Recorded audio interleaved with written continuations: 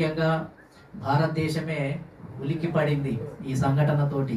ఏదైతే భారత ప్రధాన న్యాయమూర్తి, సుప్రీంకోర్టు చీఫ్ జస్టిస్ అయినటువంటి గవాయి గారి మీద జరిగినటువంటి దాడి ఏదైతే ఉందో, నిజంగా ఇది భారతదేశంలో ఇది కూడా జరుగుతుందా, ఇది కూడా సాధ్యమేనా, ఇలాంటి ఒక మామూలు అడ్వకేటు ఒక ఇంత ధైర్యం ఉంటుందా, అసలు ఈ విధంగా ఒక ఢిల్లీలో సుప్రీంకోర్టు ప్రాంగణంలో అందరి సమక్షంలో న్యాయవాదులు అందరూ కూర్చొని సభ్య సమాజం అంతా మరి చూస్తున్నటువంటి సమయంలో ఇంత ధైర్యంగా ఇంత ఈ విధమైన చేష్టలు చేసే వాళ్ళు కూడా ఈ భారతదేశంలో ఉంటారా అనే విధంగా ఇది జరిగింది. ఇది నిజంగా ఇది భారతదేశానికి ఒక రకంగా సిగ్గుచేటు. ఇలాంటి సంఘటనలు భారతదేశంలో జరుగుతున్నాయి అని అంటే ప్రపంచంలో ఉన్న దేశాలంతా కూడా ఈ దేశాన్ని ఏ విధంగా అంచనా వేయడానికి అవకాశం ఉంది.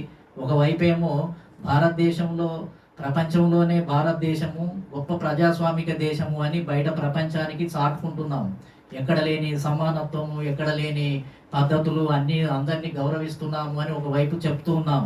కానీ ఈ తరతరాలుగా ఈ కుల వ్యవస్థలో ఉన్నటువంటి అహంకారమే ఒక రకంగా చెప్పాలి అని అంటే అది అప్పుడప్పుడు కడుపులో పెట్టుకొని పైకి ఏదో అందరితోటి సమానంగా ఉన్నట్టుగా కనిపించిన తన యొక్క అగ్రకుల అహంకారము ఏదైతే మనువాద అహంకారం ఏదైతే ఉందో అది పడగలు విప్పుతూ అప్పుడప్పుడు బుసలు కొడుతూ ఉంటుంది. ఎందుకనంటే ఈ సమాజంలో అణిగిమణిగి ఉన్నంత కాలం మన మీద ఎవరు దాడి చేయరు.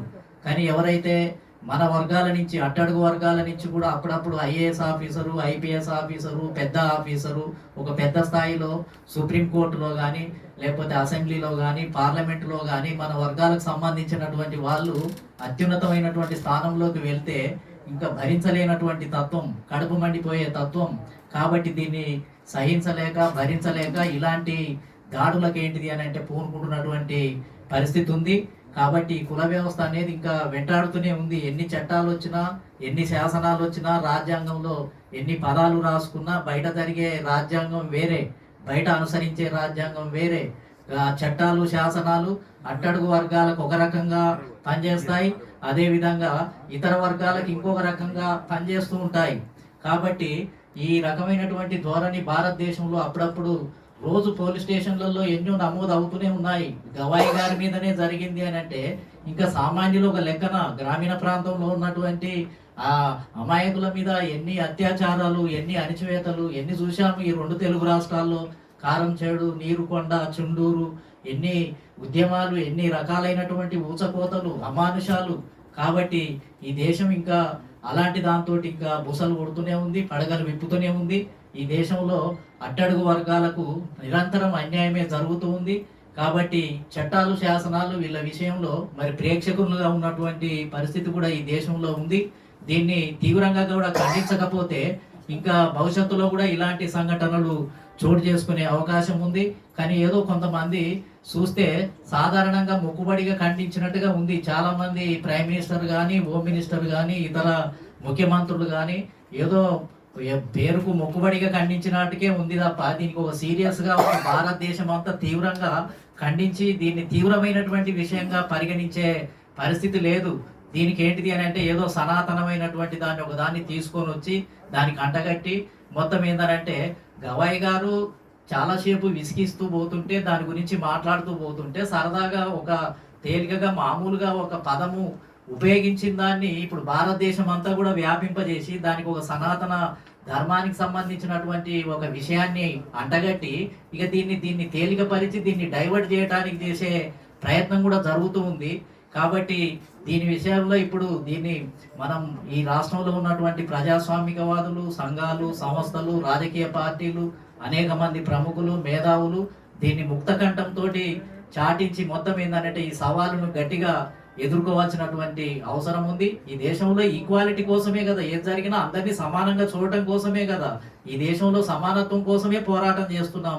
మహాత్మా జ్యోతిరావు పూలే, బాబాసాహెబ్ అంబేద్కర్, కాన్షీరామ్ గారు ఇంకా అనేక మంది ఉద్యమకారులు అంతా కూడా ఈ కుల వ్యవస్థను చదును చేసి అందరికీ సమాన హక్కులు, అధికారాలు, అందరూ పాలక వర్గాల్లో ప్రజాస్వామ్యంలో భాగస్వాములు కావటానికే నిరంతరం పోరాటం జరుగుతూ ఉంది.